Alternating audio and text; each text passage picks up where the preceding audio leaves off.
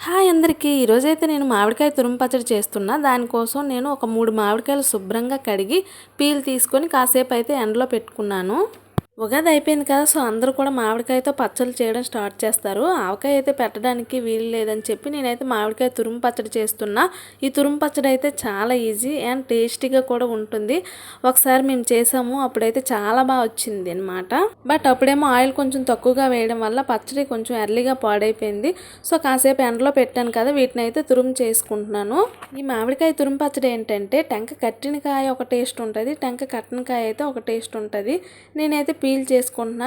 కాయలుగా ఉండేటప్పుడే మనం ఈ పచ్చళ్ళు ఏవైనా చేసుకోగలం కదా, కాస్త ముగ్గిపోయినా మనం ఏమి చేసుకోలేము. ఇవి కొంచెం ఫస్ట్ పళ్ళు కాబట్టి అంత టేస్ట్గా ఉండట్లేదు. పళ్ళు అయినా సరే పుల్ల పుల్లగా ఉంటున్నాయి. నిత్యగా పెడుతున్న అస్సలు తినటం లేదు పుల్లగా ఉండటం వల్ల.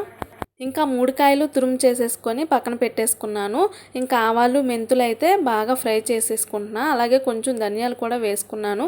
అవి కాస్త చల్లారేలోపు మనం ఈ తురుముకి కారం, సాల్ట్ ఇవన్నీ పట్టించేసుకోవాలి. పక్కా మెజర్మెంట్స్తో అయితే నేను చెప్పలేను, ఎందుకంటే నేను అంచనాగా వేసేసాను. కొంచెం పచ్చడే కదా అని చెప్పి నేను తగినంత కారం, సాల్ట్ అయితే తీసేసుకున్నాను. కప్పులతో నేనేం మెజర్ చేసుకోలేదన్నమాట. సాల్ట్ అయితే మనం కొంచెంగానే వేసుకోవాలి. ఒకవేళ సరిపోకపోతే వేసుకోవచ్చు కదా, అది ఎక్కువైతే మనం ఏం చేయలేము. సో సాల్ట్ అయితే ముందు కొంచెం తక్కువగానే వేసుకోవాలి. కారం, సాల్ట్ వేసుకున్న తర్వాత స్పూన్తో మనం చక్కగా కలుపుకోవాలి. ఆ తురుముకి ఈ కారం అండ్ సాల్ట్ బాగా పెట్టేటట్లుగా. కారం, సాల్ట్ కలిపిన తర్వాత కాసేపు పక్కన పెట్టుకోవాలి. ఈలోపు ఆవాలు, మెంతులు, ధనియాలు కాస్త చల్లగా అవుతాయి కదా, మిక్సీ అయితే పెట్టేసుకోవాలి. సో నేనైతే మెత్తగా పొడిలాగా చేసేసుకుంటున్నాను. ఇది బాగా మెత్తగా ఉంటేనే పచ్చడి టేస్ట్ అనేది బాగుంటుంది, అది మాత్రం గుర్తుపెట్టుకోవాలి మనం. మాకు మ్యారేజ్ అయిన కొత్తలో, అంటే మాకు నవంబర్లో మ్యారేజ్ అయింది, మేము మార్చ్లో చేసామన్నమాట ఈ పచ్చడి. సో అప్పుడు మా ఇంటికి మా అక్క పిల్లలు, మా గ్లోరమ్మ, లిల్లమ్మ వచ్చారు. సో వాళ్ళకి బాగా నచ్చింది పచ్చడి. మెయిన్గా మా గ్లోరమ్మకి బాగా నచ్చింది. ఇప్పటికి అడుగుద్ది, అమ్మ పచ్చడి బాగుందమ్మా మళ్ళీ చెయ్యమ్మా అని. ఓన్లీ మామిడికాయల సీజన్లోనే ఆ పచ్చడి చేస్తారనే విషయం దానికి తెలియదు కదా. అప్పుడైతే ఫస్ట్ టైం ట్రై చేస్తున్నాం కదని చెప్పి పచ్చడి అయితే చాలా తక్కువగా చేసుకున్నాం. అందుకని వాళ్ళకి పార్సిల్ కూడా పెట్టలేదన్నమాట. సో ఆవపిండి అయితే రెడీ అయిపోయింది. ఈ ఆవపిండిని కూడా అందులో కలిపేసుకోవాలి బాగా. నేనైతే కొంచెమే వేసుకుంటున్నాను, ఎక్కువైతే చేదైపోద్ది కదా. సో తురుము అనేది తక్కువ కాబట్టి ఆవపిండి కూడా కొంచెం తక్కువగానే వేసుకోవాలి. ఉంది కదని చెప్పి ఎక్కువ వేసిస్తే చేదైపోద్ది. కొత్తగా ఎవరైనా మా ఛానల్ చూస్తున్నట్లయితే సబ్స్క్రైబ్ చేసుకోండి. అలాగే లైక్ కూడా, మీరు ఇచ్చే ప్రతి లైక్ నాకు చాలా చాలా ఇంపార్టెంట్. ఈ విషయాన్ని నేను ప్రతి వీడియోలో చెప్తున్నాను, తిట్టుకోవద్దు.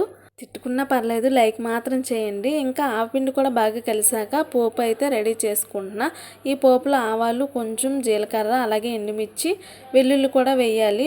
కరివేపాకు కూడా వేసుకోవాలి. ఆయిల్ బాగా హీట్ అయిపోవడం వల్ల కరివేపాకు బాగా ఫ్రై అయిపోయిందనమాట.